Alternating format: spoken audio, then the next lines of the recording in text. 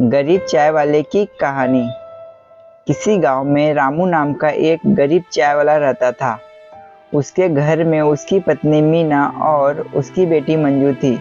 रामू गांव में ही चाय बेचता था।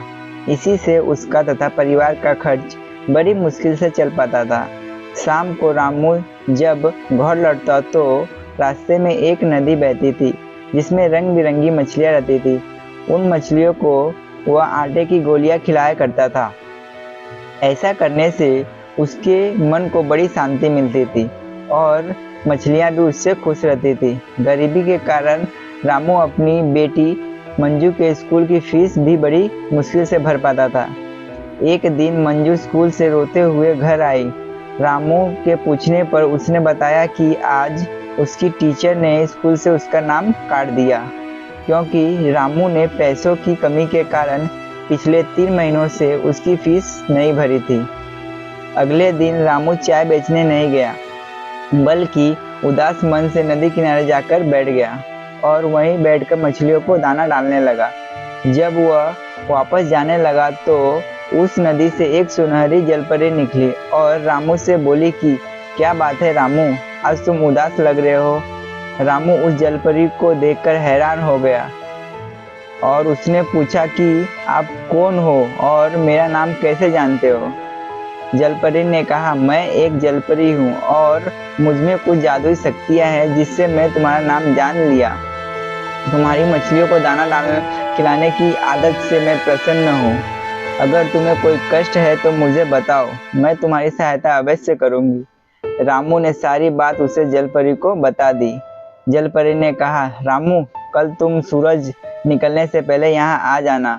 मैं तुम्हें सोने के सिक्कों से भरा एक थैला दूंगी जिससे तुम अपने परिवार का खर्च अच्छे से उठा सकोगे। यह सुनकर जलपरी वापस नदी में चली गई। अगले दिन सूरज निकलने से पहले ही रामू नदी पर पहुंचा। तभी वहां जलपरी प्रकट हुई और उसने रामू को सोने के सिक्के से भरी एक थैला दे दी। रामू ने जलपरी को धन्यवाद किया और मछलियों को दाना खिलाकर वापस अपने घर चल दिया तथा उस थैले को उसने एक सुनार को बेच दिया जिससे उसे बहुत सारे पैसे मिले। सबसे पहले रामू ने अपनी बेटी के स्कूल की फीस भरी जिससे वह वापस अपनी पढ़ाई शुरू कर सके। कुछ महीनों के बाद रामू ने उन पैसों की मदद से एक छोटा सा होटल शुरू किया। उस होटल से उसकी आर्थिक स्थिति अच्छी होने लगी तथा उसने एक पक्का मकान भी बनवा लिया। रामू ने सोचा कि अब उसके पास अच्छा खासा धन हो गया है। अब वह जलपरी को धन्यवाद करके सोने का थैला उसे वापस कर देगा क्योंकि अब वह मेहनत से व्यापार के द्वारा अपने परिवार का खर्च चला सकता है। ऐसा सोचकर वह रात को जल्दी सो गया। उसी गांव में महेश और सुरेश नाम के 2 व्यक्ति रहते थे। वे रामू की सफलता से ईर्ष्या रखने लगे कि वह इतनी जल्दी कैसे धनी व्यक्ति बन गया। इसी तरह उन्हें सोने के सिक्के वाली बात पता चल गई। अब तो महेश और सुरेश ने एक योजना बनाई कि कल जब वह नदी के पास जाएगा तो हम उससे सोने के सिक्के की थैली छीन लेंगे। योजना के अनुसार दोनों ने रामू की पीछा किया और नदी के पास एक झाड़ी के पीछे छिप गए। रामू ने जलपरी को थैला वापस करते हुए कहा कि जलपरी, तुमने मेरी बहुत मदद की है और तुम्हारे कारण मैं अब एक धनी आदमी बन गया हूँ। साथ ही मैंने अपना एक व्यापार भी शुरू कर लिया है, इसलिए मैं यह सोने के सिक्कों की थैली आपको लौटाना चाहता हूँ।